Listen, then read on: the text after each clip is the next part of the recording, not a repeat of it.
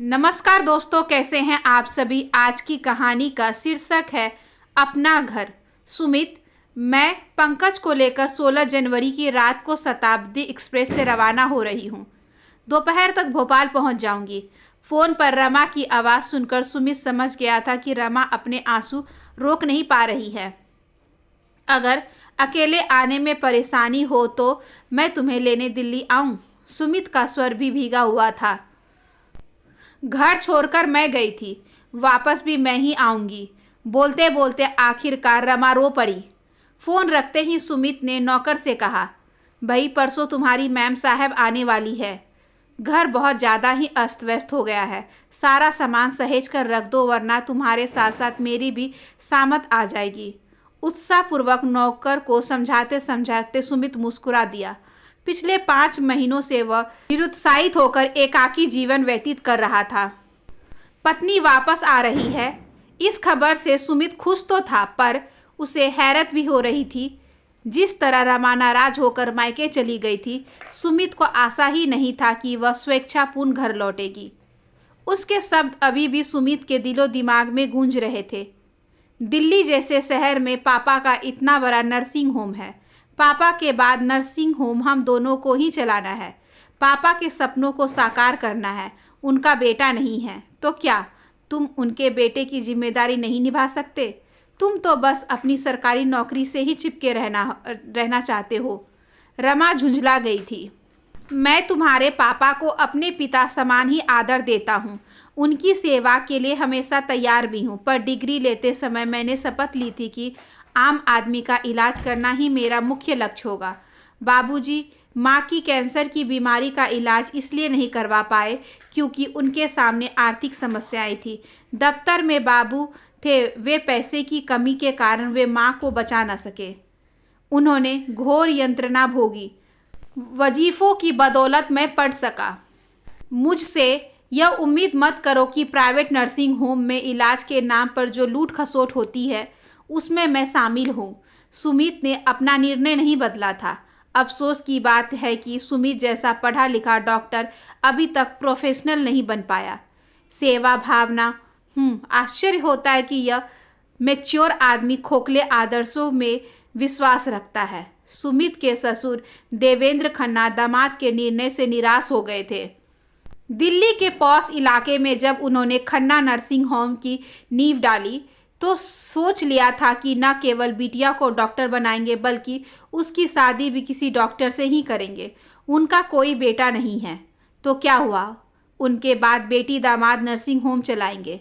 जब रमा ने MBBS के अंतिम वर्ष के दौरान अपने से सीनियर सुमित से शादी करने की इच्छा व्यक्त की तो वे बहुत खुश हुए थे।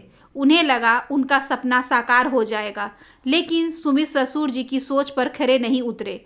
उन्होंने अपने आदर्शों के साथ समझौता नहीं किया। लेकिन सुमित के आदर्श अक्सर रमा को झुंझला देते और फिर एक दिन उसने अपना फैसला सुनाया। यदि तुम पापा के साथ सहयोग नहीं करना चाहो तो मत करो, मैं खुद पापा के साथ रहकर उन्हें सहयोग दूंगी। बेटे पंकज को लेकर रमा जो दिल्ली गई तो फिर नहीं लौटी। सुमित ने कई खत भेजे, पर नाराज रमा ने किसी भी खत का जवाब नहीं दिया। इसलिए जब रमा ने फ़ोन पर सुमित को अपनी घर वापसी का शुभ समाचार दिया तो उन्हें सुखद आश्चर्य हुआ। सच तो यह है कि पिछले 5 महीनों में पापा के साथ उनके नर्सिंग होम में काम करके जो कुछ उसने देखा, अनुभव किया, उससे उसका हृदय कांप गया था। वह सोचती, काश मैंने खुद डॉक्टर की डिग्री प्राप्त न की होती। अब वह कभी नहीं कह पाएगी कि उसके पापा अपने नर्सिंग होम में मरीजों का इलाज करते हैं। वे तो इलाज के नाम पर केवल धंधा करते हैं। भले ही सरकारी डॉक्टर के रूप में उसका पति बंधी बंधाई तनख्वाह लाता है, पर वह इलाज के रूप में धंधा तो नहीं करता। उसके पिता ने नर्सिंग होम के प्रथम तल पर महिला रोगियों के लिए चिकित्सा कक्ष बनाया था। ये है लेडी डॉक्टर नीलिमा शुक्ला। बेटी, इनके साथ रहकर काम करो। इनके साथ तुम्हें बहुत कुछ सीखने का मौका मिलेगा। लेकिन कुछ ही समय में वह समझ गई कि महिलाओं की चिकित्सा के नाम पर बोर्ड पर टंगी यह तख्ती सिर्फ दिखावा मात्र है। दरअसल इसकी आड़ में भ्रूण परीक्षण का धंधा हो रहा है। उस दिन लेडी डॉक्टर ने एक महिला का 5 महीने का गर्भ गिरा दिया था। उसके पति नहीं चाहते थे कि लड़की का जन्म हो। दीदी, आपने उसका 5 महीने का गर्भ गिरा दिया। यदि उसे कुछ हो जाता तो? 5 महीने का गर्भ गिराने से उस महिला की जान भी जा सकती थी। पूछते हुए उसके होंठ कपकपा गए थे। गर्भपात महिला की सहमति से हुआ है। सहमति पत्र पर महिला के हस्ताक्षर हैं। हम सुरक्षित स्थिति में हैं। लेडी डॉक्टर मुस्कुरा दी थी। दीदी, कोई औरत ना समझ हो सकती है, पर डॉक्टर को तो समझना चाहिए कि गर्भपात से उसकी ज़िंदगी को कोई खतरा तो नहीं। रमा ने हैरत से पूछा। मैडम, हम प्रोफेशनल डॉक्टर हैं। आपके पापा भी, मैं भी, और जब तुम्हें भी प्रोफेशनल बनना होगा। लेडी डॉक्टर खिलखिला दी थी। रमा को उनकी हंसी अजीब सी लगी थी। वह सोच रही थी कि क्या प्रोफेशनल का मतलब हार्टलेस हो जाना है। अब तो ये रोज़ की बात हो गई थी। रोज़ कई कुंवारी लड़कियों का गर्भपात होता और पापा को हज़ारों रुपए मिलते। उस पर तुर्रा के ये गर्भपात लड़की की सहमति से होता था, लेकिन रमा को ये दलील बड़ी अजीब लगती। युवावस्था की दहलीज पर खड़ी है कच्ची उम्र की ये किशोरियाँ क्या सहमति का अर्थ समझती है? वो तो बस मौत के दस्तावेज पर अपने हस्ताक्षर कर देती हैं। पापा हमेशा कहते, रमा मेरी बेटी ही नहीं, बेटा भी है। इसका आगमन मेरे लिए शुभ रहा है। और अब जब पापा की असली तस्वीर उसके सामने आई तो उसका हृदय कांप गया था कि अभी तक पापा ने परिवार के लिए सुविधाएं जुटाई, क्या वह सब पापा इस कमाई से की है? उस दिन एक औरत पापा के पास आई थी अपने घायल पति को लेकर। उनका ऑपरेशन करना पड़ेगा, 10,000 रुपये लगेंगे। आप 5,000 रुपये अभी जमा करवा दीजिए, पापा ने कहा।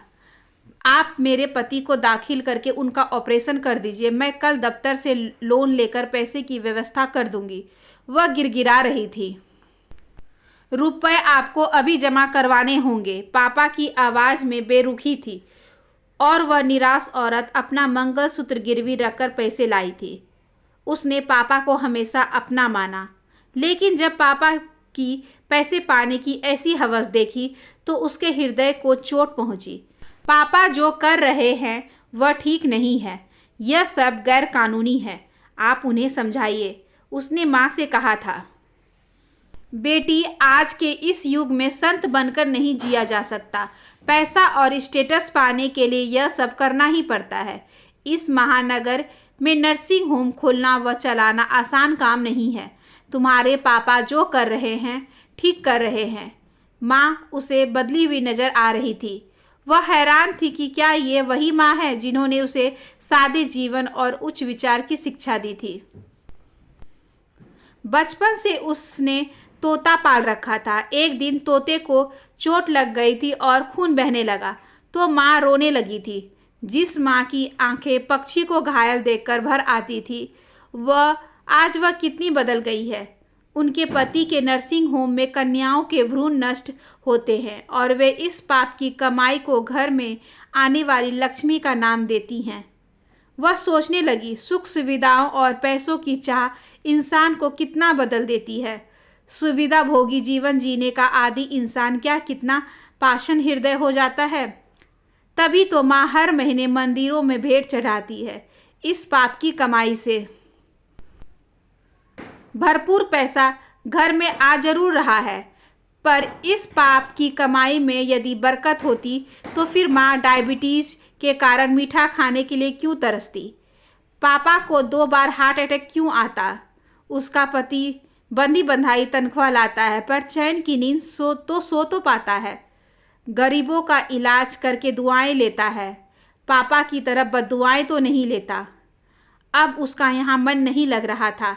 पति से रूठकर वह खुद आई थी, तो अब पति को मनाएगी भी वही।